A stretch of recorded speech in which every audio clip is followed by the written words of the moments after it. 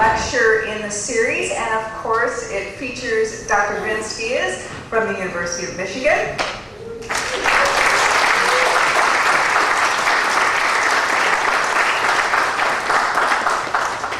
And Dr. Diaz, I think you have the biggest crowd so far in the lecture series. So it's nice to see a lot of graduate students, a lot of folks from the community, a lot of our faculty members out there. Welcome to all of you.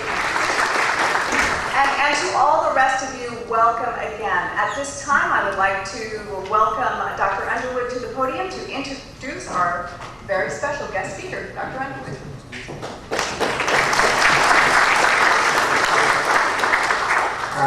Noches todos, Hanzo. Welcome to the University of Guam. I also wanted to recognize former president and member of the Endowment Foundation Board, Dr. Wilfred Dan Guerrero.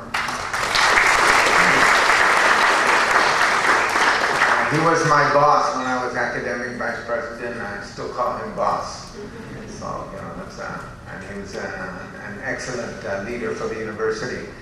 You know, this is a remarkable event for the University of Guam, and I like to use this event as a kind of a rejoinder to the whole notion that there's very little intellectual life at the University of Guam, and you know, we didn't. I have to say that this is the largest group we've had for a presidential lecture series, and we've had some very high-powered lecturers, including the Deputy Secretary of Defense, Chairman of the House Armed Services Committee, Chairman of the House Resources Committee. And so it speaks well that of our guest speaker that we didn't really even spend a whole lot of time advertising it. We knew that the draw was in his work and his cumulative body of work. Also want to note that him and his wife, Dr. Tina DeLisle, formed the first couple to actually serve as control lecturer. So she had served in that capacity earlier. So this is a very special moment. You know, I first knew Vince as a football jock, interested in sports, women, a good time, and maybe a little bit of education. I'm glad to say that over the years those things have changed, you know, because if he had kept along the same track, he probably wouldn't be our guest speaker this evening. Unless we wanted to hear something about one of his most beloved topics, which is the Tamuning Eagles. And who knows, he might mention the Tamuning Eagles somewhere along the line tonight. Over the years, our paths have almost crossed. He came to the University of Guam just at the precise time I was leaving the University of Guam. He established himself in academia in the States, just as I was ending my congressional career in the States and coming back to Guam. But in the times that we were able to interact, whether it was in Michigan, in Guam, in Hawaii, I believe even in Washington, D.C., we did discuss many weighty issues of history, tomorrow identity, and you know, reflecting his strong education at the University of Santa Cruz. We talked a lot about topics, and he framed these topics in ways that I had not, you know, his history training occurred in the late 60s and early 70s, which was a whole other time period. So when he would talk about the positioning of the dispossessed in a land where everything is already possessed, and postmodern approaches to history and student maturation and intellectual possibilities at the University of Guam, and yes, he even discussed the ethos behind the Tamuning Eagles. That was one of his favorite topics. My relationship to Vince is important to me and Vince, but most important to you is the cumulative nature of his contributions to thinking about Guam. How we think about Guam, how we frame our Guam thoughts, how we analyze and how we dissect our thinking about Guam. He is more than just a clever user of words, hence the title of his book, Repositioning the Missionary. He is an amazing intellectual force who gets us to see the importance of seemingly ordinary events like a drive from the Flores roundabout at the top of the hill there in Tumhun, all the way to Gun Beach, or a simple word like Imuan, which Bas Sharoma used to say to the hundreds of Tamuning Eagles. He earned his BA from the University of Hawaii, sad to say, in 1982, his MA in 1984, and his PhD from UC Santa Cruz in 1992. He earned his mental toughness by being a Filipino raised in Guam, his sense of place through his Pohnpeian roots, his sensitivity to tomorrows by careful analysis, and in spite of all the tomorrows who he told me challenged him during Tomorrow Week, which I always held as one of my personal achievements, the creation of Tomorrow Week. I didn't know there was all this subtext going on in the high schools as a result of it. And he often reminds me one of the highlights of my professional life in the 1970s led to pure hell for some students in Guam schools in the 1970s as well. Ladies and gentlemen, with a great deal of respect, I present to you Dr. Vince Dees.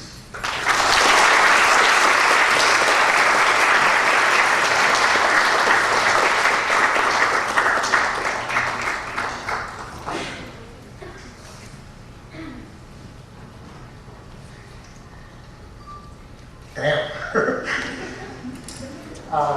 That's really... President Underwood knows how to put the pressure on. You know, I think it was about almost 20 years ago, I just finished my doctorate degree, and I had an offer at the University of Hawaii History Department. And I knew that I wanted to come home, but there wasn't a search, there wasn't a position. And the deadline for making the decision was upon, and I had gotten an extension, and I was asking people here to hire me. And I caught Uncle Fred coming out of his office one day, the day before I had to make the decision, and I couldn't get an extension any longer. And I caught him by surprise. He had this big cabbage on his hand. And I said, President Fred, I have to make that decision, and I want to stay, but there isn't a position here. And he looks at me, and he gives me the cabbage. And he goes, here, right? And I'm standing there holding this cabbage. I need a job, right? So, but I'm glad to say I recognize the importance of that gesture for him. That cabbage, I'm sure, came from the agricultural extension, and I knew that it was as good as his word. And sure enough, he and President Underwood made the hire happen. And so I wanted to really begin by thanking both of them, and then all of the administrators and colleagues, former colleagues, and former students for that, and then also for welcoming me back. So thank you. I'm going to go ahead and get right into it. I've got a bit of material to cover.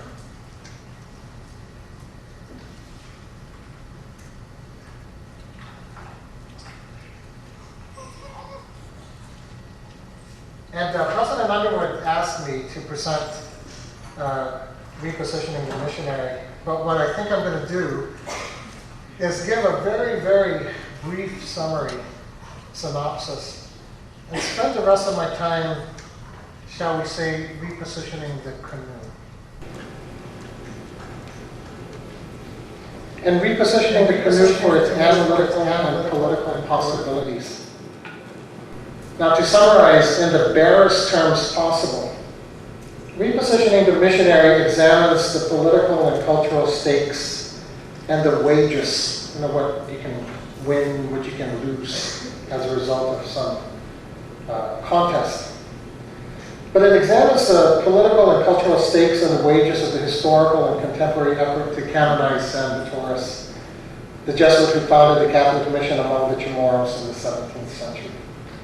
The move to canonize San Vittoris, I found, rested on ritually narrativizing That is, it involved a very particular, a highly institutionalized and embodied way of telling the story of his heroism. And at the heart of that story is the narrativization of his death at the hands of Lagi Matapang. The narrativization of that death as a bona fide martyrdom.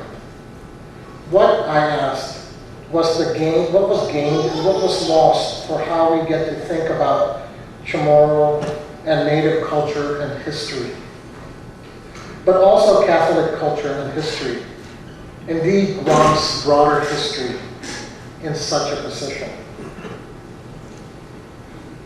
A secondary set of questions interrogated how colonial and post-colonial power operated in the Pacific Island, and how to contend more critically with them. Thus, I divided the book into three parts to examine, firstly, Vatican and local church views, secondly, lay Chamorro Catholicism, and thirdly, other, shall we say, non-normative positions in relation to them. My talk this evening launches from the book's final chapter, Kinship with Matapang. And my aim now is to have us understand Matapang as something more than one who has been lionized in reaction by those who had opposed San Vitores and or the Spanish colonial legacy for which the priest is rightly or wrongly associated. So, but without wishing to go so far as to lose sight of Matapang, contra the mission position, as a positive figure of defiance, my hope is to add on to that fact the remarkable polysemic character, the multiple meanings behind the term or cluster of terms signified in Matapang, the idea.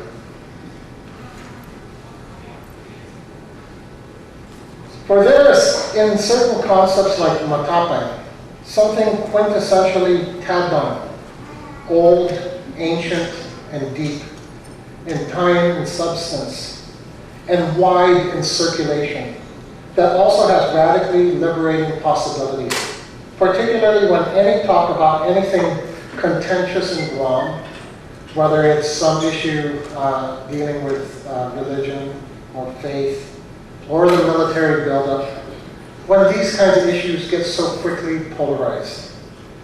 Thus, I want us to move from the polarizations of what critical theorists have called binary oppositional thinking, that is, from seeing things like either fundamentally good or fundamentally bad, seeing things as black versus white, being pro something versus simply being against it. And binary oppositional thinking is something I assume to be a limitation of Western logic. And I want to move us into the wonderful world of indigenous linguistic and discursive flourish, which is a powerful feature of indigeneity. And indigeneity is a critical concept that takes seriously the claims and the conditions of Aboriginal reality in Oceania and elsewhere, using a mix of indigenous and non-indigenous analytical tools. Indigenous linguistic flourish, according to Vince Raphael, was something that colonial agents despised and tried hard to discipline, to contain, to halt. They feared indigenous discursive polysemic systems, the natives' penchant for edgy, open-ended wordplay and meaning multiplication, because such systems preempted and subverted colonial efforts to establish and retain exclusive control over meanings, especially religious and spiritual meanings. And religion, as we know, is as much about genuine faith as it is the legitimizing imperial and commercial endeavor which capitalized on native land, resources, labor, bodies, minds, and souls. Religion, historically, has simply not been an innocent activity, even if it remains a fundamental one for our existence. For those of you who know me, you know that understanding traditional seafaring is absolutely key in my work. If there's a legacy I want to leave behind me, it's not so much the canoe as what lies in its wake, its trail, as a sign of the canoe's continued progress. So let the outrigger canoe be an analytical vessel constructed out of the forms of native cultural survival and critical inquiry, propelled by the winds of history and semantic flourish, to move us through the stormy seas of colonial rule in the islands. Let's consider them the fate of canoes for our fate. In a letter written from Manila in 1665, in which he seeks permission from his superiors in Spain to establish a mission among the Chamorros, San Vitores provides this interpretation of the spectacle of canoes in Hagåtña Bay that had surrounded his Manila-bound ship 3 years earlier. Quote, "The Indios came out to meet our vessels, tacitly to tell us the grave charges which will be made against us for leaving them in their blindness, we who come to bring the light to the Gentiles." In this passage, the figures of blind natives and light are metaphors of two themes: Chamorro ignorance, which is also symbolized by nudity, and Christianity, as in the light of salvation, for which the corresponding metaphor was also clothing. Together, the passage provides this tired and old binarism. Nudity is equal to native ignorance, is equal to savagery, versus clothing, Christianity, civilization. That's a very familiar binary that we've all grown up with. In this 17th century passage, of course, San Vitores is playing upon his superior's conscience, reminding them of Judgment Day, when they will have to account to God over the performance of their duty to convert the heathen, especially as San Vitores warned, since they were duly notified by him. In the 21st century, the passage ought to also remind us of the role of missionary work in justifying and consolidating the Spanish Empire and its own imperial conquest, and, of course, San Vitores' penchant to lay heavy guilt trips. Let's consider a second example of Sanhizon, or outsider, appropriations of the symbolic power of Chamorro canoes, this time from the 17th century Jesuit historian Francisco Garcia. And in this passage, note how the passage moves from an unflattering and erroneous description of the canoe through the nervousness for the Sanhizon, or outsider, sitting on the canoe, and watch the dramatic tension, how it unfolds towards the end of the passage, and how it's ultimately resolved. Quote, "The canoes of these islanders, even for a smooth sea, are dangerous enough and look more like things cast up from shipwreck than any kind of craft in which to sail. They are made of 1 or 2 boards tied together with cords, with no shelter from the rain or sun, in which the poor sailor goes as if he were clinging to a log. And one cannot move from one place to another, but must sit, soaked continuously by seawater, and often also by the rain. The greatest happiness that one may dare to hope for, not being a fish like these natives, is to escape with his life, for death is always before him, the imminence of it not permitting him to eat or sleep. And when dire necessity makes him take some sustenance, the fare is nothing more than a few roots, which together with seasickness serve rather to purge the stomach by vomiting than to succor his needs. In this type of boat, in continued danger, or rather experience of death, the Apostle of the Marianas sailed with only 2 companions. They felt safe because they were in his company, and because he was carrying the light of the gospel to those who lived in darkness. As we'll see later, Garcia knew otherwise, but nevertheless furnished this unflattering and erroneous description of the canoe in the specific interest of playing up the power of the gospel and the role of San Vitores as the more superior vessels. But note how in the process of making that point, Garcia is also anxiously describing the precarious positionality of the Sandizo, the outsider, who, unlike the Chamorros, who are likened to fish, is entirely unaccustomed to being in such craft and unaccustomed entirely to traditional food taken on canoes. This remarkable passage betrays then the residual nervousness and anxiety, including the instability of the colonial, at least missionary enterprise, even as it subordinates indigenous technology and food practices and knowledge in order to convey and transmit the presumed superiority of Sanhedrin perspectives and endeavors.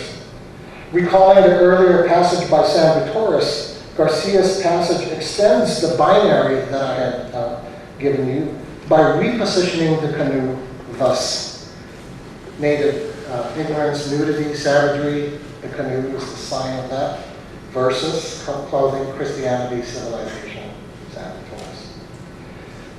These two examples show us how colonialist depictions and appropriations of Chamorro canoes also leave traces. They leave traces of colonial anxiety and instability of the colonial enterprise. But reread, quote, against the grain, this is one of these critical methodologies in literary studies. Reread against the grain, passages like this also open up critical and analytical vistas into how we might begin to reclaim canoes, and in turn, how we can then use canoes to reclaim alternative positionalities with respect to an ongoing history of colonialism in Guam and the Marianas. This is a very, very simple kind of entry-level analogy of how canoes can begin to sort of teach us a lot of stuff. Canoes have eyes to help us see. The two parts, a male and a woman part, as you see above, where they come together and if they're built and assembled and worked properly, become metaphor for men and women working harmoniously, and under these conditions, the canoe captures the maximum amount of wind for the canoe to propel forward, and this becomes a metaphor for society moving forward properly.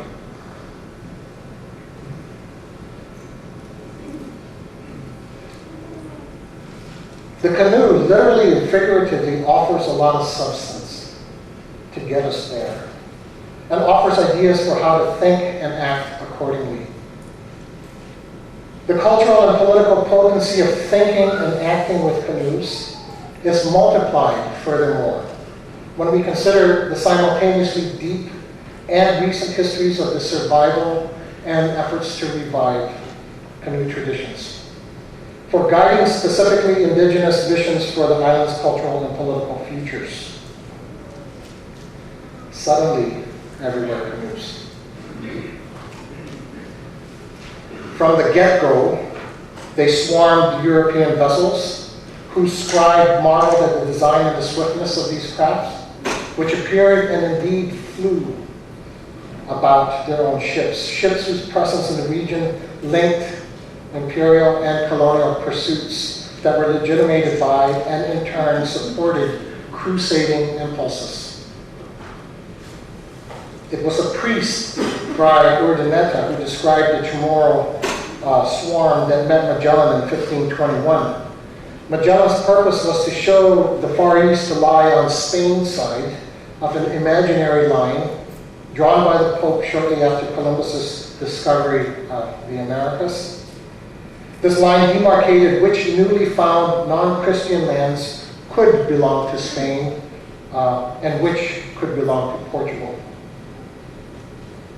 That Magellan's target were the lucrative Spice Islands also reminds us that the interest in native souls was also inextricably linked with profits that could be had from the new lands and the resources that belonged to these souls.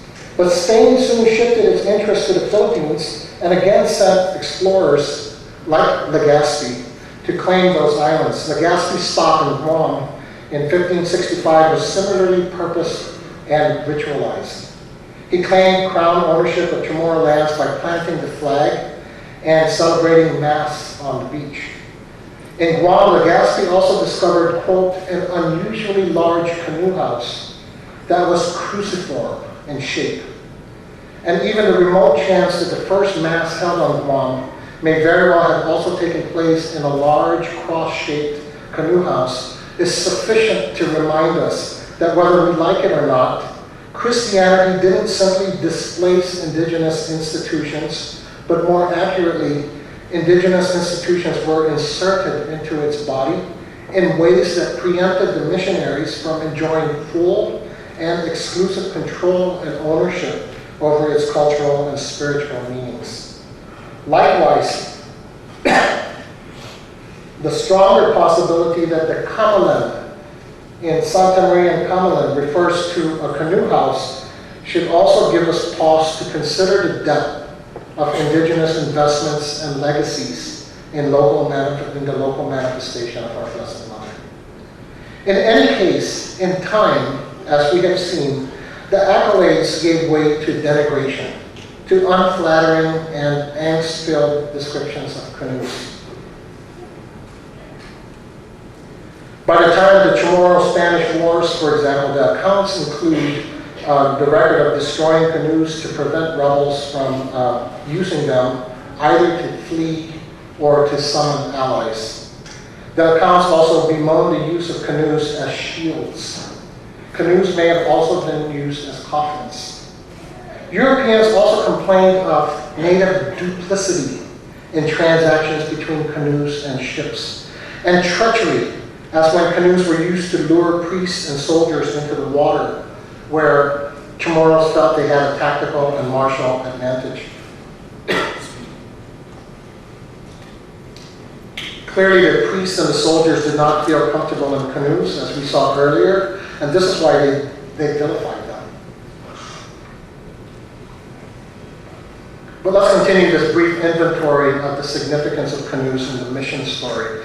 San Vittoris, as I will assert shortly, was actually killed at sea as he tried to climb aboard Matapang's canoe. And Matapang himself was killed in a canoe as he was being returned to Guam from refuge in Luzon.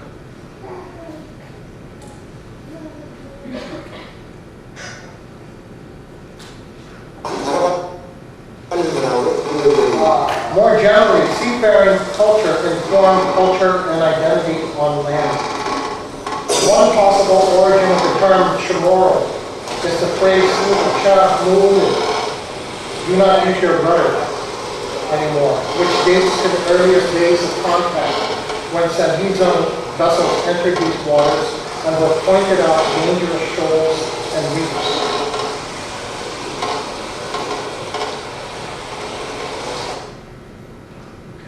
The notorious British privateer Thomas Cavendish in 1587 described how, quote, images carved into and standing at the head of canoes contained 1 or 2 knots of hair atop their heads, an anthropomorphic reference to the Chamorros themselves. While 17th and 18th centuries furnished illustrations, this one is by Anson in Canian, and it's the basis for the present-day descendants of these canoes who live in Paseo and San Diego.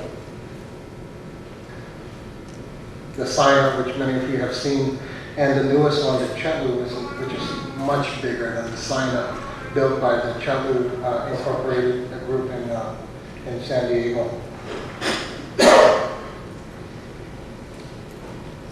The Friday scientific expedition of the 19th century was still able to record the Chamorro terms for the calendar and identified in the population names with seafaring meanings, including the following surnames: Gulf Sipig, skilled fisherman; Tayana, intrepid, bold, courageous; Falosna, skillful navigator; Mescon, patient, able to endure; Masongson, he who settled a village, Gofhigem, skilled with an adze, and Agadna, skilled canoe tillerman or steerer. The late Monsignor Oscar Lujan Caldwell, better known as Polly Scott, translated the name Kepuha as, quote, a dare, as in, dare to overturn this canoe, unquote. Dare to overturn this canoe. Let's pause for a moment on Kepuha. Kepuha, as we know, was the Magawahi of Hagatna who welcomed Salvatoris. He was also one of the first converts who continued to provide the mission with vital material, that is land, sustenance to the Padres, and military assistance against rebel Chamorros. His was the first Christian burial, a fact that was said to, quote, lay the cornerstone for the edification of the Catholic Church in the Marianas, unquote. We can imagine Kepuha, the steadfast hero of the Padres, daring rival clans or villages to overturn, quote, this canoe of Christianity. That is the one that carried his and Hagatna's motives and reasons for supporting the Padres. Unfortunately, in my research, I've yet to find any evidence to support the claim that Chief Kepuha was Korean.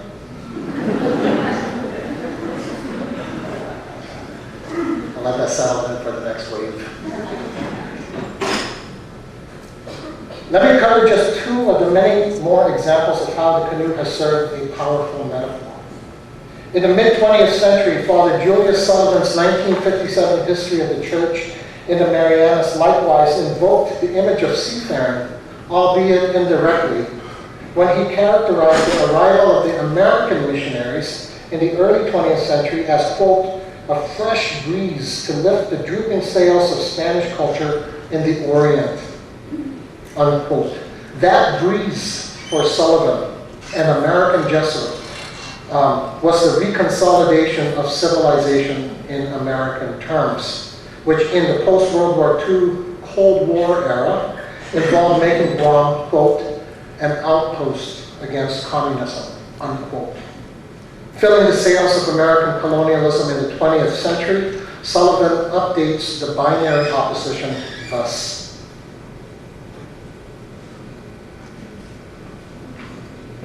In an unpublished paper written in the late 1990s, the Chamorro geneticist Vince Diego, Dr. Vince Diego, reinserted the Chamorro in the driver's seat of history by also invoking canoes.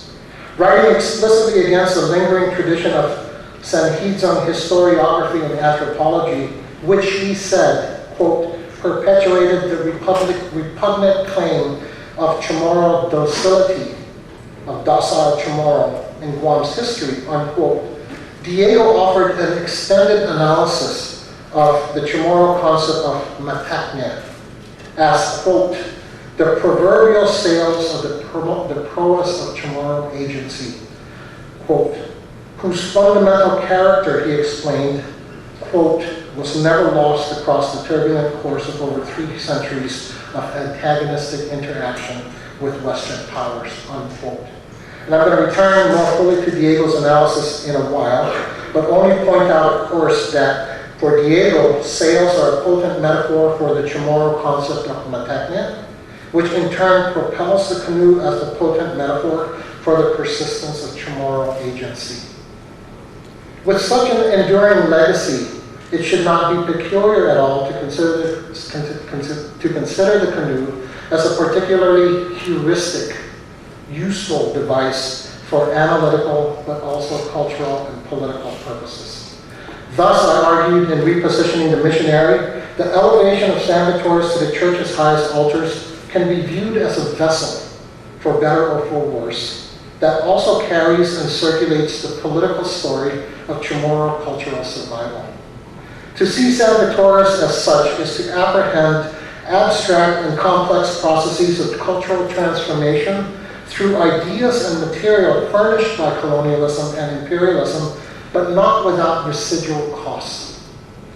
The movement to canonize him, especially when led by Chamorro clergy and lay supporters,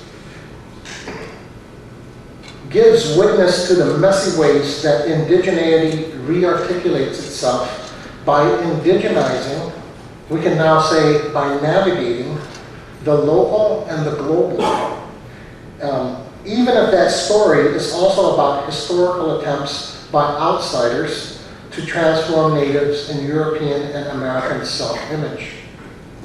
The critical project helps us understand the mix of foreign and local native processes of bridging otherwise disparate identities and social practices, and even spaces, and re-signifying their meanings as they are forged in relation to each other. However, as the interdisciplinary field of Native Studies teaches us, the part that is forged in relation to Sanheedism, to European or American history, is only part of the story.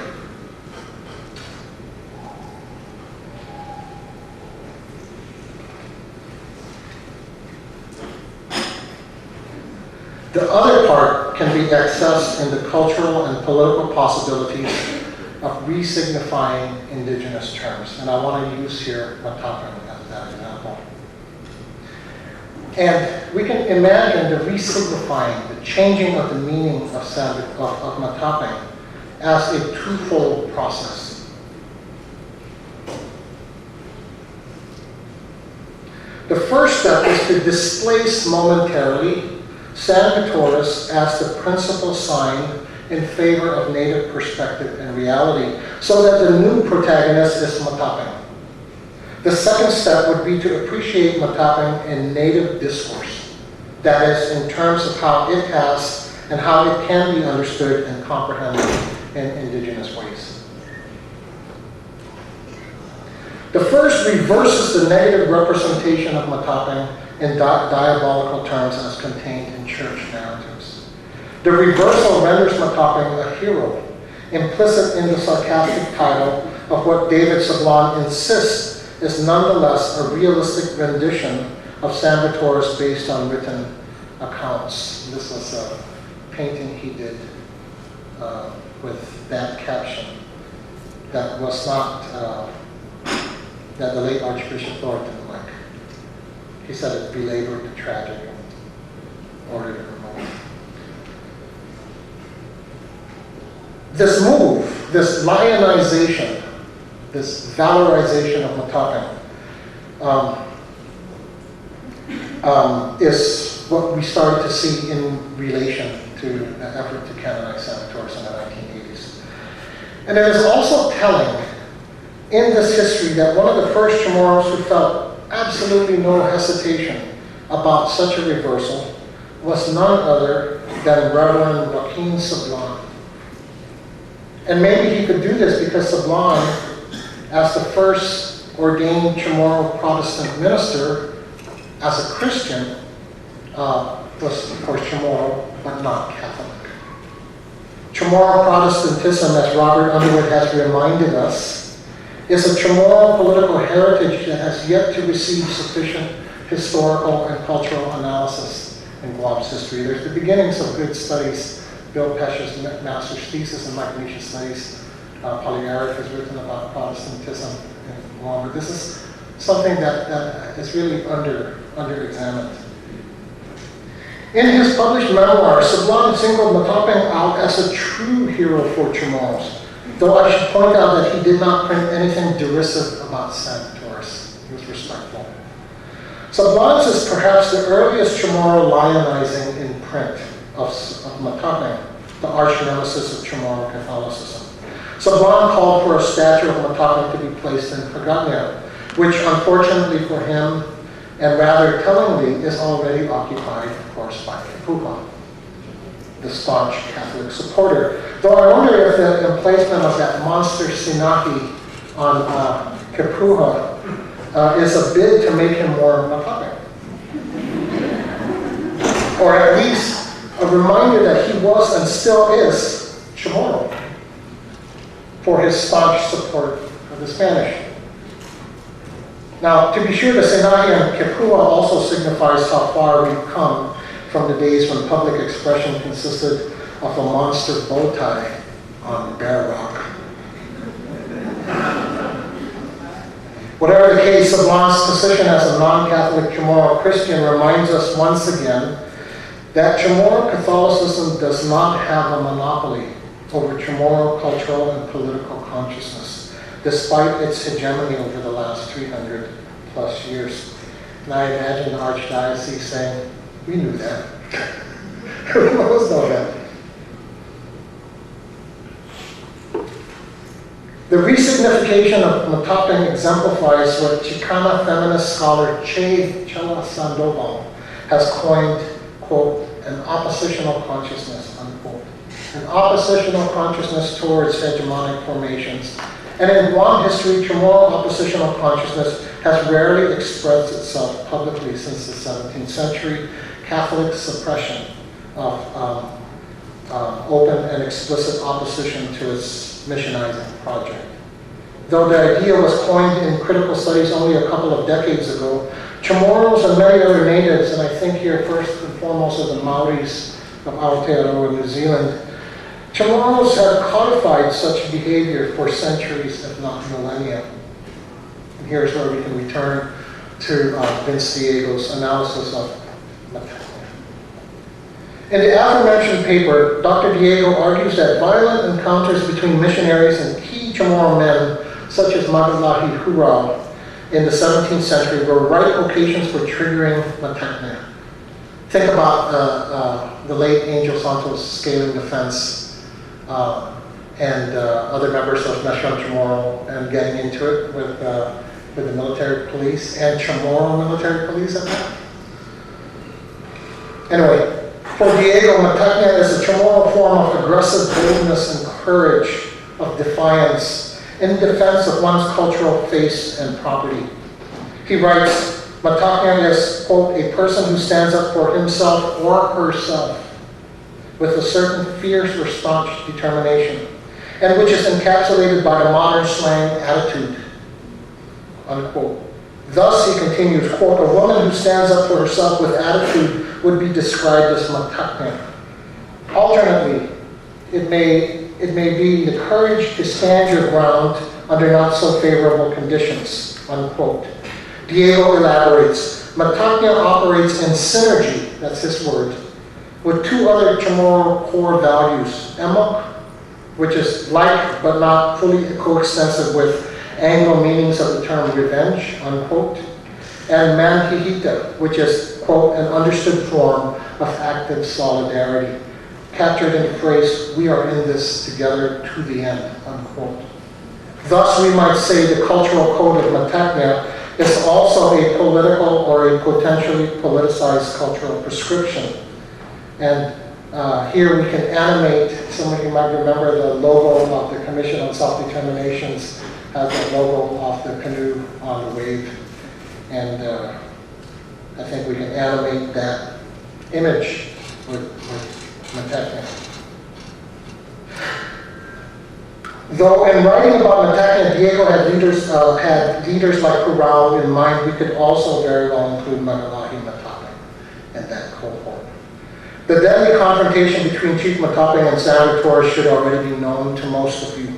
Amidst a particularly tense moment in the relations between those Chamorros like Kapupa, who assisted the missionaries, and those like Hurao, who tried to oust them, Salvatore learns that Matapang from Puman has a newborn girl and thereto travels with his Filipino assistant, Pedro Calongsor, to baptize the baby.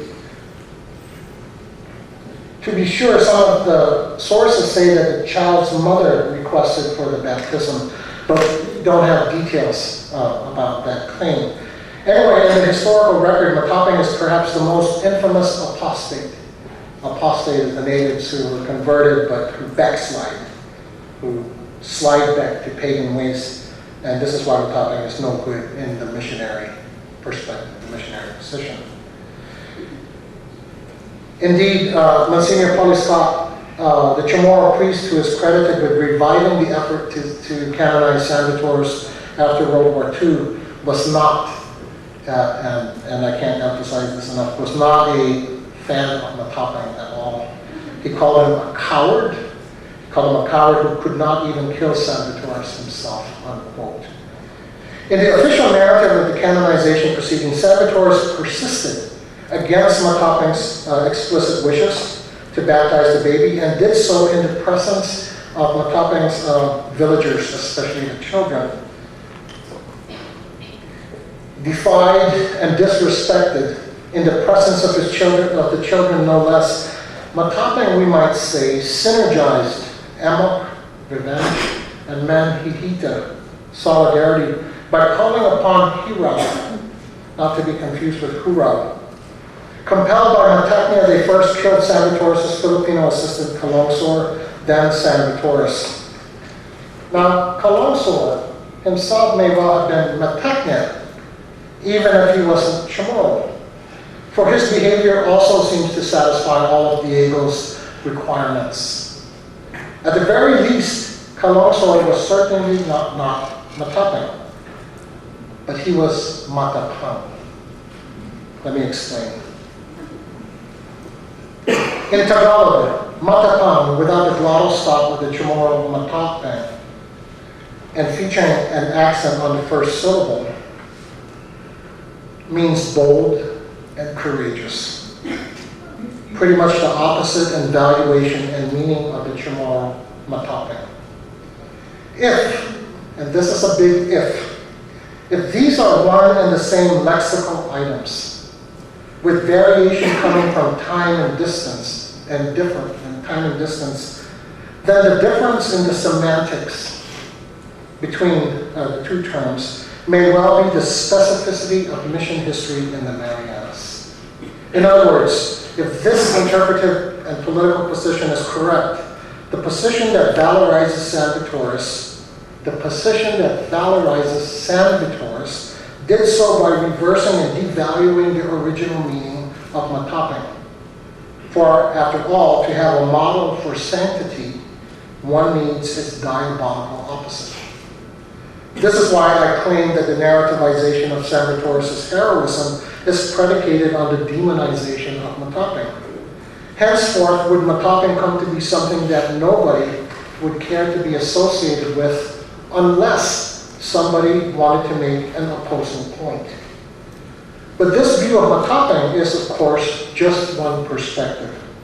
The second approach to Mataping is to uncover its polysemic character, its multiple manifestations and meanings. To begin the task, we can return to what I now hope is an already familiar analytical move. To interrogate, like a good son of a lawyer that I am, to interrogate the terms by which Mataping's canoe has been described. The text to interrogate, once again, is Francisco Garcia's 17th century account. The setting for the passage to follow is, in fact, what follows the narrative's climax of the Salvatores story. The climax being when he was killed. And it goes like this. In rapid response to Salvatores' defiant act of baptism, Hirao strikes him in the head with a cutlass or katana, thereby, quote, dropping his head, according to Garcia, forward on his neck, unquote. At the same time, Mataping runs the priest through with a lance. Garcia writes, at this moment, unquote, Salvatores' spirit, released from the prison of his body, flew to heaven, unquote. Next, Mataping and Hirao burn the blood stains on the ground. Then they tie stones to the bodies, drag them to a canoe, and go out to sea to dispose of them. But, said Garcia, quote, a strange thing happened out there. The body of Father Salvatores, having sunk, came twice to the surface, and the hands seized, and let me add emphasis here, the hands seized the outrigger of the canoe, which the natives use here to counterbalance the sail. If the first-time reader is struck by the miraculous resurfacing of Salvatores' lifeless body, I'm struck by the fact that Garcia now bothers to include technical details of native vessels, including their names and their function. He's taking the time to name the exotic technology, like the outrigger, to counterbalance the sail. And then explain its function almost makes me want to expect more technical explanations. Maybe something like this, quote, "But in counterbalancing the sail, the outrigger also produces a drag that turns the nose of the canoe back into the wind, for which the Chamorro craftsman must then compensate ingeniously with the concept and production of an asymmetrical hull." Of course, Garcia doesn't go this far, but it could be imagined nonetheless, because such a technical elaboration would stand in striking contrast to the earlier description from Garcia of native crafts that were, quote, "things cast up from a shipwreck." That any kind of craft, one could sail. So it is especially curious when Garcia switches modes in the canoe scene that follows San Vitores' death. Switching to realist mode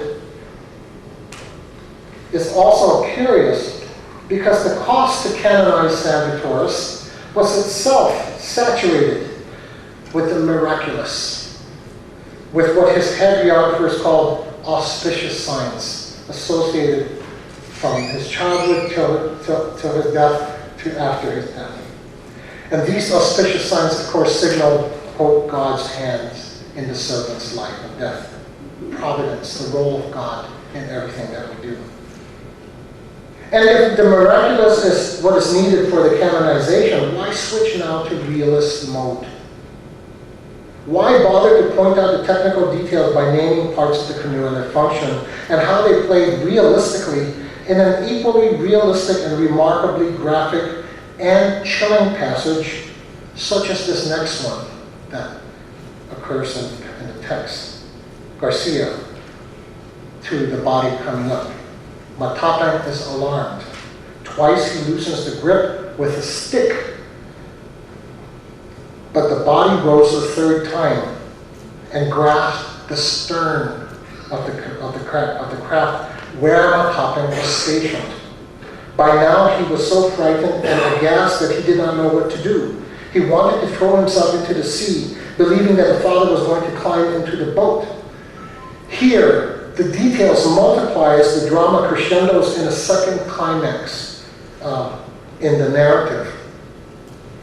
A third time the body rises, but this time, a second climax. In rapid order, 2 times San Vitores' hands grab the outrigger. But not only the outrigger, but the stern. Where I should add from experience, Matapang would in fact be stationed where a body fallen overboard might very well grasp if the conditions and the directions and the strength and the length of the canoe were met. And I actually should qualify what I meant by experience there. I never killed a missionary or put him in a canoe and dumped him on the body. I just experience from being on a canoe. But his description is realistic. We discover furthermore that Matapang quickly regains his nerves and strikes one heavy blow at the head with one of the oars, not just a stick, but now with the oar, and sails or paddles away, thereby leaving, Garcia says, quote, "that sacred body buried in the seas to the perpetual grief of those whom he left behind," unquote. Matapang, says Garcia, has the presence of mind to now use an oar rather than just a stick to strike the head, as opposed to the hands in a much more effective solution.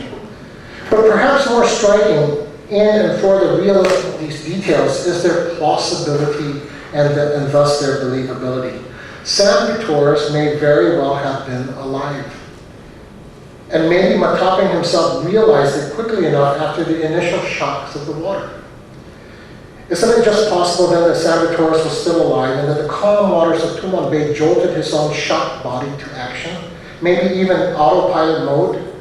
San Vitores floundered desperately for the closest thing he could reach, which could have been that outrigger. And then as the canoe proceeds forward, the stern, where Matapang would in fact be seating if he had been steering the canoe. If this is the fact, what does it do to the posthumous canonical narrative of martyrdom if Salvatorus was still alive at this time and was actually fighting for his life? Proponents might say that Matapan still ended up killing him, and that's what counts. But what exactly does it mean, since, as we know, the devil is in the details, that Catholic historiography and hagiography had already left Salvatorus for dead much earlier on land, and did so by a narrative strategy that required a device of Matapan to serve the infinitely more noble project of making a hero out of a man than the more heretic purpose of valorizing an enemy of the faith. I don't know the answer to that question, but what I do know is that the scene in Matapan's canoe displaces and therefore helps us loosen the grip of Chamorro Catholic hegemonic meanings that are forged on the land. Final section. To further displace historically the received cultural and political narratives, I rely on this map produced by the anthropologist Ben Finney. This map traces the coincidence and thus the affinity between the spread of outrigger canoes and Austronesian-speaking peoples like Chamorros. This map captures about as best as any two-dimensional Western map can the scale of the Austronesian diaspora, the dispersal of Austronesian-speaking peoples through roughly 4/5 of the globe's oceanic hemisphere through able craft and navigational abilities thousands of years before Magellan and before Spain and before Christendom. And just check out that map of the spread of outrigger canoes and Austronesian-speaking people from 2 to 4 to 6,000 years ago.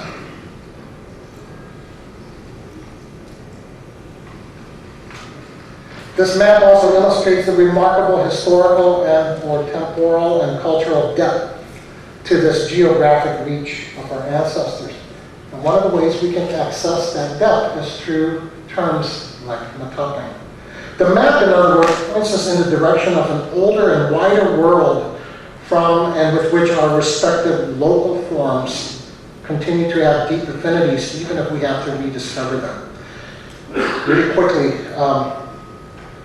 so Madagascar over there off the east coast of Africa, I met a woman at the University of Michigan from Madagascar, native speaker of Malagasy, and I asked her what's her word for sky, and she said langit. And word for road is chalan, word for people is tata. This is off the east coast of Africa, and Austronesian speakers have also settled the African continent. This final section traces 6 manifestations of the term Matapan as they occur only in the Marianas and in the Philippines. And I will put money down that you go to Madagascar and you will find variations of the term Matapan. Inasmuch as Tagalog and Chamorro are virtual sibling languages of the mother Austronesian language, there is some reason to assume that the Chamorro term Matapan is or was once the same as Matapang in Tagalog, which means bold or courageous, like Matekna, at least until 1672 when Matapan killed Salvatorus.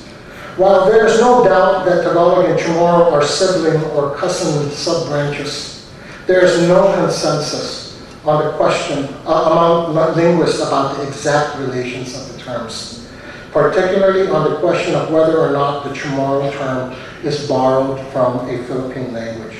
And to shed some light, I emailed Dr. Lawrence Reed, an Austronesian and Philippine language specialist.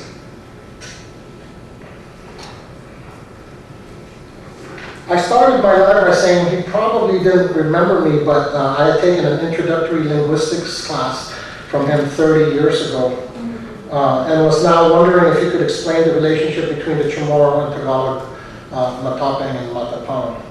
Particularly to check my contention that they were one and the same as Austronesian cognates. And his prompt response was, quote, "Dear Vince, you're right, I don't remember you." Still, Dr. Reed was gracious enough to consult his notes, and I shared this with his permission to Vince and to Rosa Palomo. He pointed out that the Chamorro term matapang, with the glottal stop before the P, appears to be a loan word from Tagalog or some other Philippine language because, as he explained, the matapang in Tagalog has a stress on the first syllable, which can, this is his quotes, can indicate that the word may have originally had a glottal stop in it, but was lost in Tagalog, with compensatory vowel lengthening, unquote. But what convinced him that it was, quote, was clearly a borrowing, unquote, is that the Chamorro matapang, quote, doesn't have the appropriate reflexes to indicate that it was inherited from Proto-Austronesian or Proto-Malayo-Polynesian, and this was the kicker for him, and since Proto-Polynesian, Proto-Malayo-Polynesian, that. And the, quote, the explanation part was in the original. Linguists get excited by formulations like this. In response, however, Chamorro linguist Professor Rosa Palomo, here at UOG, displaced the terms of the debate by pointing out that the Chamorro matapang may very well be an entirely different lexical item, one composed of two separate morphemes, quote, the passive marker ma, and tapangi, meaning cleanse with water. Reed may be a major figure in Austronesian linguistics, especially in Filipino languages, but Palomo is a trained linguist who is also a native speaker of Chamorro. Her analysis, unsurprisingly, is interesting for its difference and its style. Palomo's analysis was premised on the idea that Chamorro matapang is an altogether different lexical item, and it shifts, we might say, from morphology to semantics. And in so doing, it displaces, at least partially and respectfully, not just Professor Reed's approach, but also the official meanings of the name matapang as it circulates in local and Vatican Church understandings. Palomo writes, quote, it is very easy to understand how Chief Matapang got his name, for it literally means one who was cleansed with water or baptized. It does not matter who did the cleansing or baptism. The baptizing. What is important is that he was cleansed, made pure with water and holy water. That we use the word tapangi to mean to baptize, and matapangi to mean one who was baptized. In shifting from morphology to historical semantics and back, Palomo simultaneously engages and deflects church ideology by conceding to the mission origins of the chief's name, by identifying processes of cleansing and purification through holy waters of baptism as significant markers of his name. Here, however, Salvatoris is actually subordinated to another Chamorro discourse of baptism in ways that are reminiscent of Reverend Joaquin Sablan. That is, without explicit recourse to the Catholic Church in general or to Salvatoris in particular. It is a meaning of matapang that is neither defined in opposition to Salvatoris nor dependent on him at all.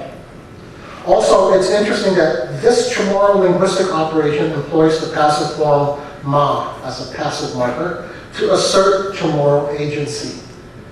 We might thus view Palomo's argumentation to be a decidedly non-Matapang Chamorro style of subtle assertion, with a non-Matapang linguistic feature, the very kind that allows indigenous cultural and even political agency to endure, if not reconsolidate itself, with material from without Christianity, linguistic degrees, but without incurring the wrath of the authorities, here academic or religious. And even then, Palomo returned to the initial query and reads preliminary findings, and again, from an angle other than direct or oppositional. Quote, it is also highly possible, she says, that as well as being homophonic, the word is also polysemous, As it turns out, matapeng is both polysemous, in other words, it has multiple meanings, and it is also homophonic. In Chamorro, matapeng also means tasteless, or as Polly Scott put it, and I like this definition a lot, you know, neither this nor that. Matapeng is neither this nor that. And I want to close on the fact that the homophonic terms polysemy was not lost on Professor Reed either. And so I would think that he would have no quarrel with Professor Palomo. Quote, this matapeng, for tasteless, when I came back and shared that one with him, is a different story, he said. It has the appropriate reflexes of Proto-Malayo-Polynesian matabang, tasteless, with reflexes in the languages of Batanes as matabang. Batanes is in the north, right? Right? North Philippines? It has the reflexes in the languages of Batanes as matabang, and in Cebuano as tabang, or tasteless. So even though the two Chamorro forms are homophonous, they have different origins. The one for braid is a borrowing from some Central Philippine language, possibly Old Tagalog, while the other is a reflex of an inherited word, unquote. This was his analysis. But we aren't done yet. Almost, but not done. In a subsequent message to me, Dr. Reed wrote, "Dear Vince, I hate to muddy the water any further, but I found another form of matapeng, this time in an unpublished dictionary of Central Cagayan, which has the meaning dirtied and stained. This may be a completely different lexical item, although it could be derived from a form of glottal stop, since syllable final glottal stops were lost in this language, as in all northern Luzon languages." My response and how I closed the book was this: "Dear Dr. Reed, you're wrong. You have not muddied the waters any further," unquote. And by this, I didn't mean that his more recent finding only made things more confusing, or that there was ever anything so pure as to now have become tainted, despite claims to the contrary in official narratives contained in the Salvatore story. That story, as I had labored to show in the book, was about the politics of the Church's celebration of the purity, and thus the heroism of Salvatores, as contrasted by the supposed impurity of the diabolical matapeng. But this perspective is also inverted, making matapeng the true hero instead, presumably for how he mobilized Matapeng in a failed and short-lived effort at fighting an encroaching system that sought to terminate life in favor of an entirely foreign one. But in the wake of Matapeng's canoe, we are also faced with something remarkably more complex than hero or anti-hero. Something infinitely more than the figure of bravery or courage, or its opposite, cowardice or silliness, but without losing any of these important attributes. Let me review what we have thus far. M1, Chamorro's Catholicism's matapeng. This is Salvatore's evil other, silly to cowardly at best, diabolical at worst.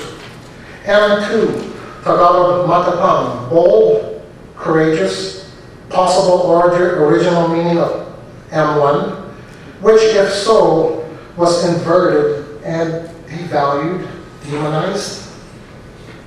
Reverence of one's position is to return M1 to M2 as the real hero.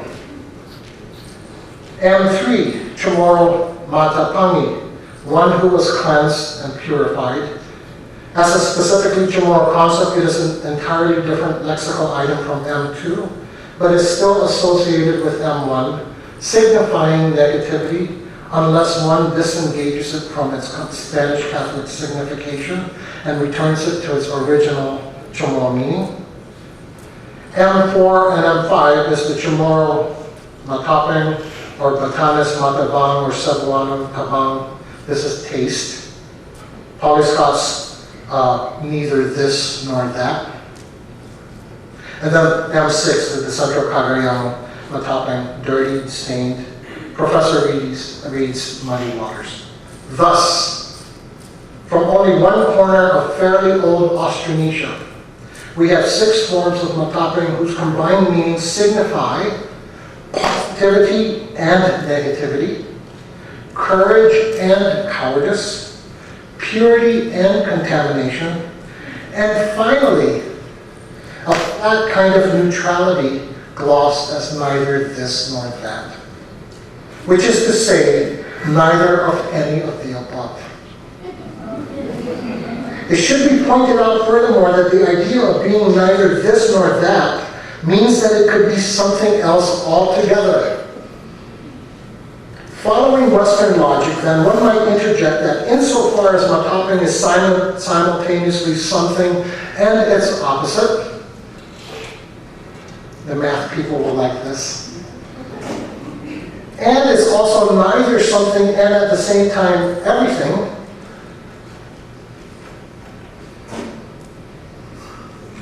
then it loses any possible value for describing anything at all.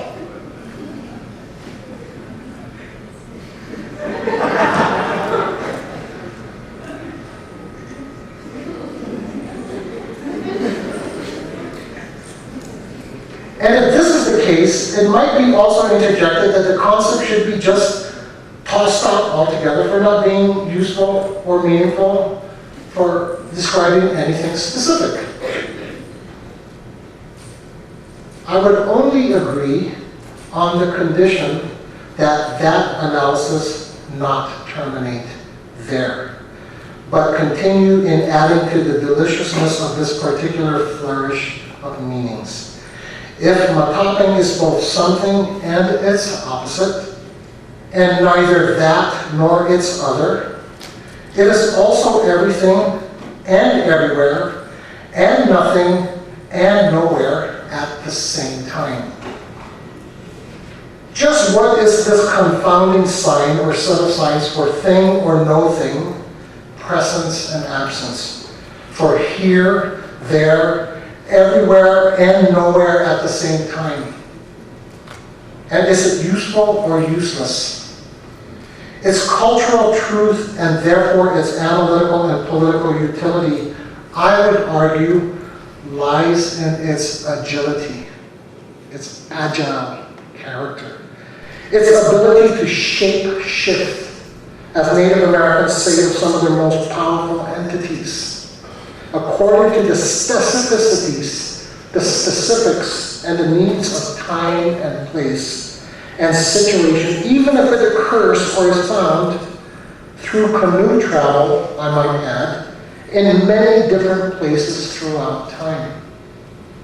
And one specific condition and need that the sign of mataping indexes in Chamorro history, in the wake of its travel to become Chamorro, in the wake of Salvatore's travel to Christianize the Chamorro, is the need to have faith in what one's ancestors believed in and act accordingly. This is the historical conundrum of Native peoples, whose ancestry is not and never has been uniform, never simply one.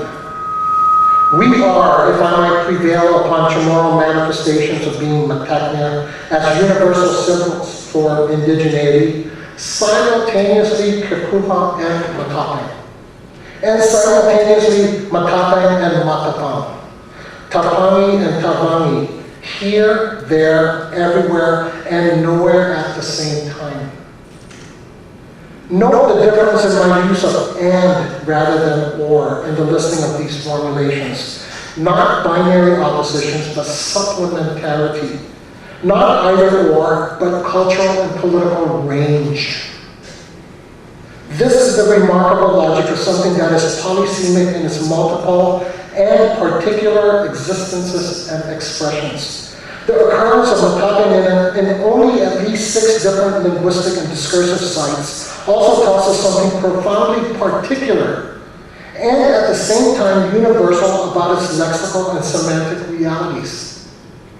This, we might say, is an ancient form of acting locally in a global way, or globally in a local native way, which is precisely what we need in the 21st century. The wake of Macapam's canoe, therefore, is the reality and the possibilities of and for discursive flourish, not for semantic foreclosure. And then evidence in missionary impulses and inversions or reversals of them. This Macapang or clusters of Macapang, I would suggest, is something categorically different from any other single version that insists upon one single fundamental truth, one single fundamental meaning that is presumably given to us not from God, but from God's spokespersons.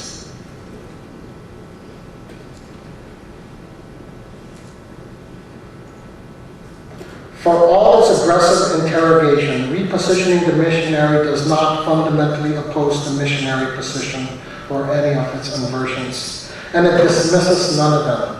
Rather, it labors to broaden the frame and scope in the hopes of difference and multiplicity on top or behind singularity or uniformity.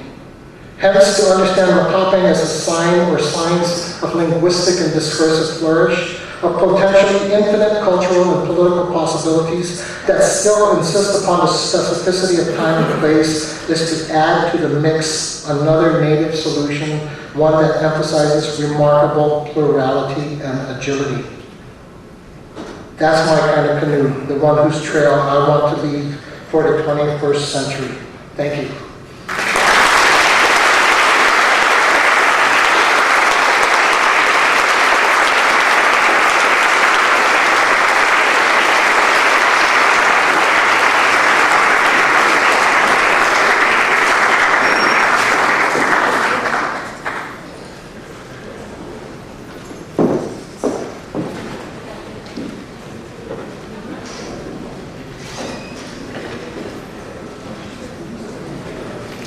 Okay, if he didn't answer all your questions or left you with about 300, are there any questions in the audience?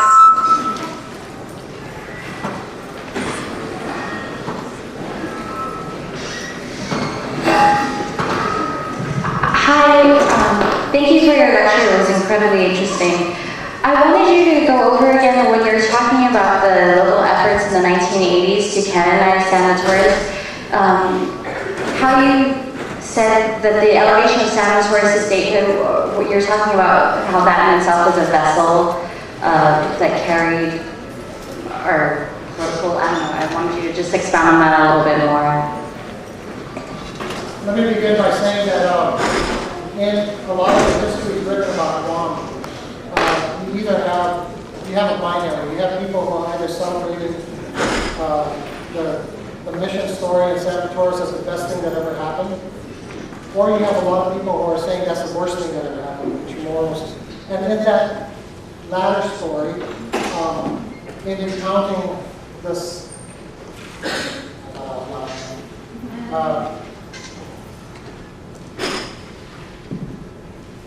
in recounting if you will, the sins of the church, those histories throw the native out. Chamorro culture is dead completely because of Catholicism, right? And on the contrary, the effort to canonize Sanatoris, particularly because it was revived by local clergy, Paliscat, the Archbishop Flores, priests and nuns, was what to me was a clear case of Chamorros who were, you might look at them as heirs of Kapuha, right? But a sign of Chamorro survival, Chamorro cultural survival.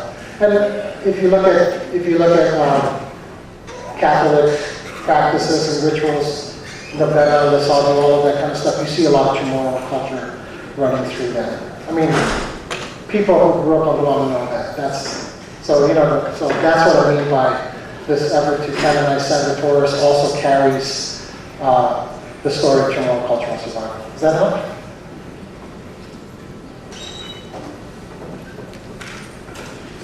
Any other questions? I do want to just remind everybody that we do have a book signing over in the HSS atrium after this. I just have to make a comment Diaz. Thank you very much for that informative lecture. And finally, I understand what repositioning the missionary really means.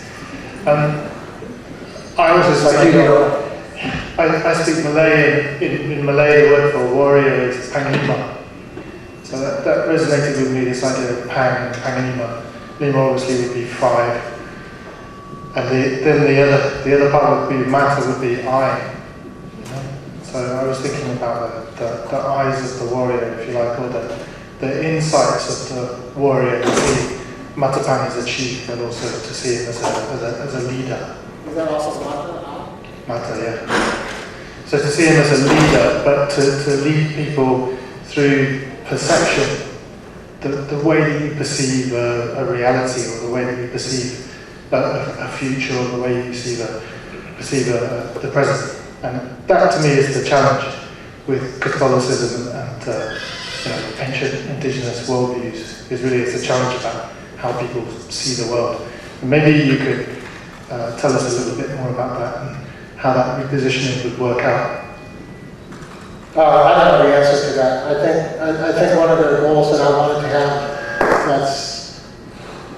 that recurs throughout the book is the story of trying to struggle also myself. Not so much reconciling, but making sense of the contradictions between both. So I don't know. The book is in many respects part of that effort. So the book is also intensely personal. I have some family members here, and I don't know my sisters and my brother, if they appreciate being in the book, they are. But like I grew up with 6 older sisters named Mary. So, my dad, in our family story, he was a prisoner of war and a survivor of Bataan in the Philippines. And the story is that he made a promise to the Blessed Mother to get me out of this. I devote my life to you. So, how many people remember the family rosary hour? The most famous or popular TV show until cable. Right? So, like, our dad started that. And when cable in the 1970s preempted nuns and priests from going down to Orda, me and Tony had to go and do the rosary with my dad, and we used to plead with them to turn off the camera. If you think we're going to get beat up tomorrow, we'll get beat up because I saw you pray the rosary on TV, So it was a personal thing, it was a very personal story, so part of this thing is about trying to deal with that too.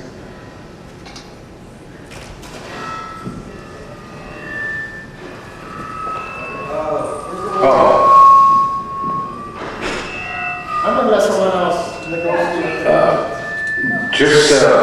Dr. Diaz, just a point of clarification. We know that during this period, before the colonization period, that women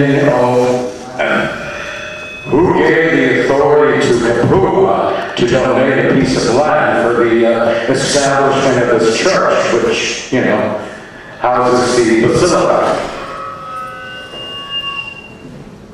Yeah, I said I'm not stupid.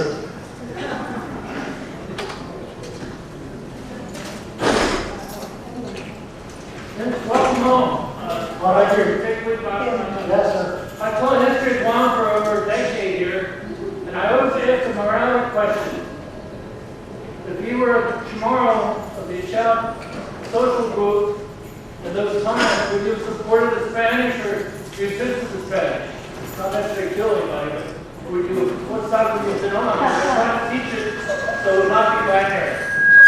And over 10 years, the result is 50%. 50% of my students said, I would have supported the Spanish, but I don't care how many people they kill, they probably my religion. So just for your dad. So for me, so you're asking me a question. You're asking me to answer a question that requires totally purging what I but if I were to try, I think I'll be around canoes for one. I'd like to think I'll be playing with the languages.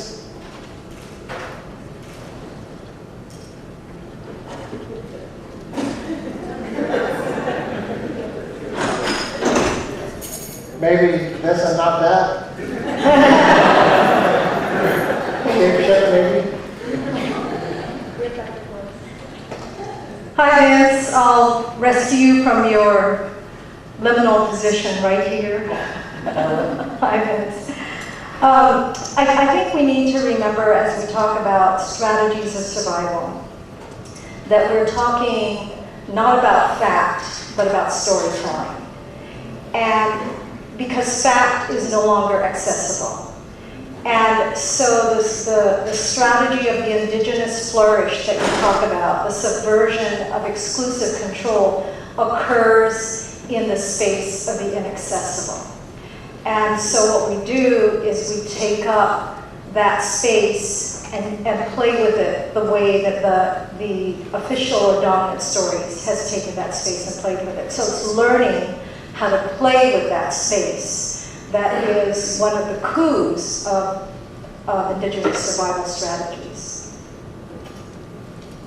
Did you go to the University of Michigan? Yes. No, I totally agree.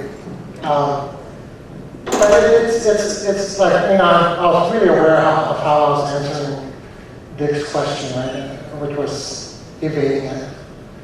Right? I don't know how I do that, but I try to act. This is what you're asking me is what I'm intense about here, right? The difficult thing about this is that I don't know if it's because we are in a heavily colonized setting that insists upon this logic of either binary, you're either this or you're not, right? And so the real challenge is to function while you're doing that kind of stuff. And I think that's what I would like to, you know, thank you for making that point, because that's the point about survivance, is finding these other modes that we've always had in our lineages and our heritage, but never got airplay, never got time to circulate. I think these things are still around, obviously, but we never quite look at them and give them serious attention, you know, or they never quite are said to be legitimate. And maybe they shouldn't. Because once that starts to become legitimated, it starts to become part of a system that has some interest, right? So.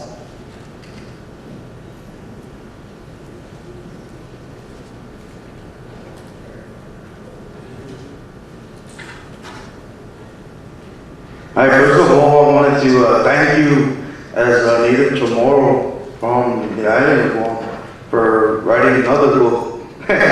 You know, there's like a walking three about our island, you know, in the library. But what I wanted to talk about was pretty much how I appreciate that you brought up the idea of Matapangi. Matapangi in our native language is baptismal. And, you know, there's Arapangi and Matapangi.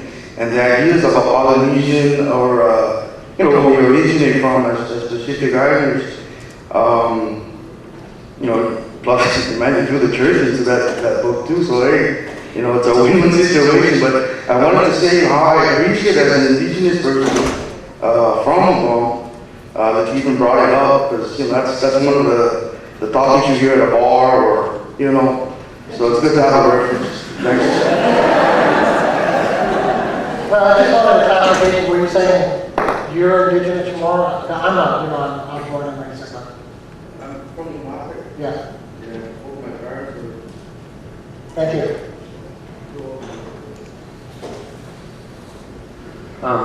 Yeah, I also really appreciate your book as a Chamorro person, particularly from the diaspora, struggling to find knowledge or even information about indigenous struggles of survival, particular to Chamorros.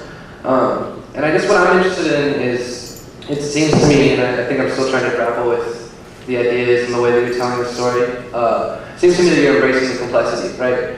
And I think that in my experience being here, I've only been here for like a week or two. It's my first time on the island. But it seems to me that there's just so much complexity here. And so my question is, what does your book pose to the young organizers here on the island, in particular people that are organizing against and or for and not the military buildup, right? And also the struggle for self-determination or not self-determination, etc.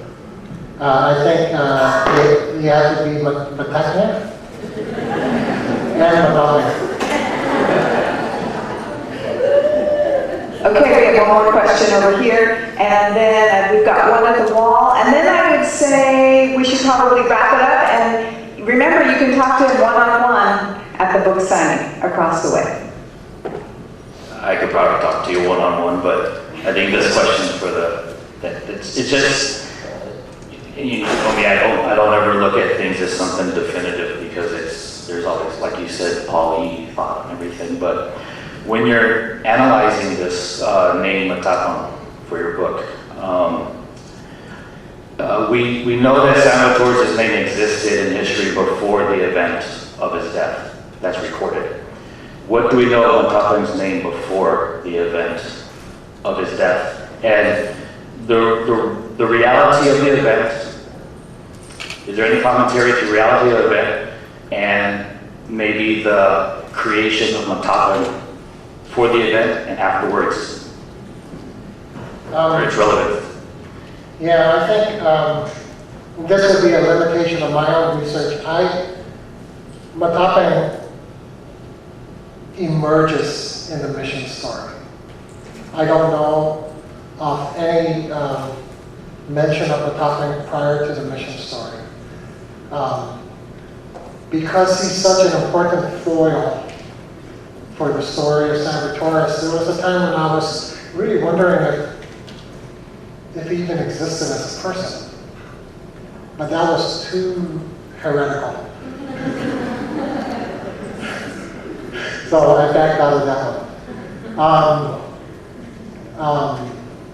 There's no reason to think that he didn't exist, but I don't know of his existence outside of the mission story.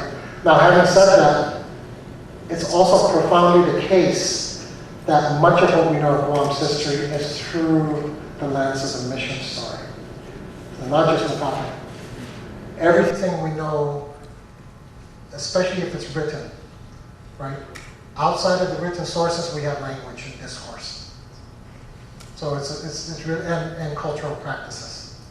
So you really have to read against the grain, not to dismiss it, but read against the grain, like I tried to do with these passages of Canoes, and then struggle to see what you think is that truth there, you know. But that's a given. That's what you have to work with. Or at least the name. The name. Yeah. Well, you could have a name before the event, or before he was baptized. Oh, well, yeah, you know, I don't know. I mean, I didn't do that research, so that would, Elmira or Marjorie, are you in the room? Do we have the baptismal records that would have entered? We know from other baptismal records that the missionaries wouldn't have recorded an indigenous name, but Matapang is an indigenous name. So it's interesting, actually, come to think of it, I never thought about it, but come to think of it, he's a convert, but he kept his indigenous name. That's highly unusual. That makes you begin to wonder, actually, right? If he was an actual historical figure, we would have his Catholic name. You're messing with my mind here, but you write that book.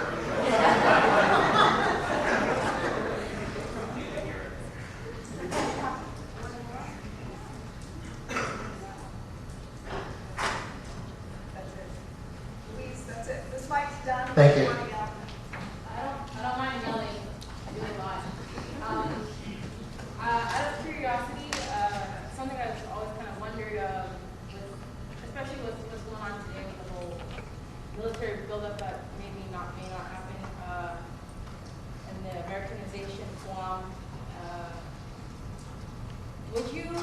What do you think would have happened to Guam if the Spanish never showed up? Would Guam have progressed the way it has?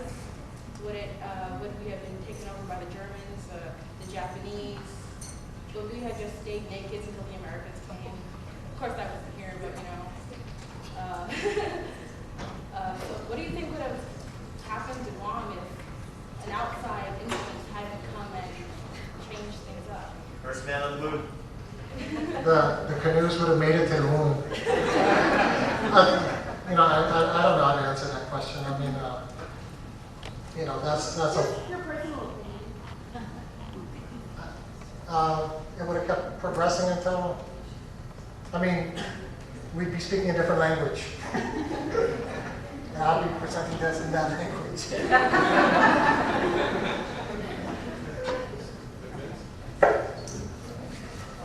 The other round tied the Eagles.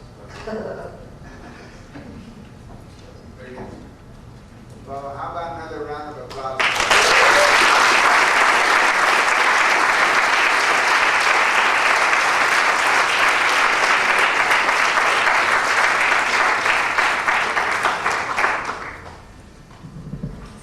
All right, there we go. A man who sails against the currents. I'm a little disappointed that you didn't talk much about the Tamuning Eagles, but you know, I want to thank you for that. I wanted to endeavor to answer the question there that if Spain had not taken over Guam, the Filipinos would have.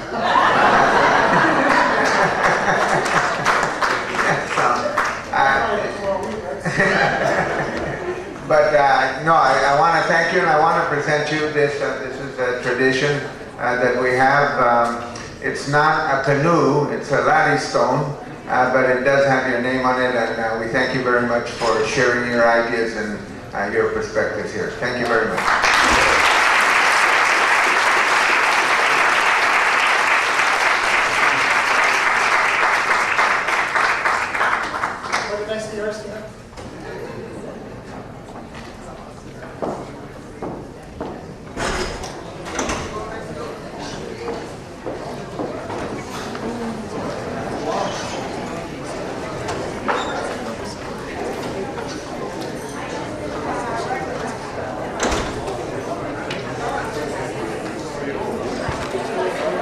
Remember HSS Atrium for the book signing next door, and I think there are refreshments as well, right? There are refreshments. So we'll see you over there.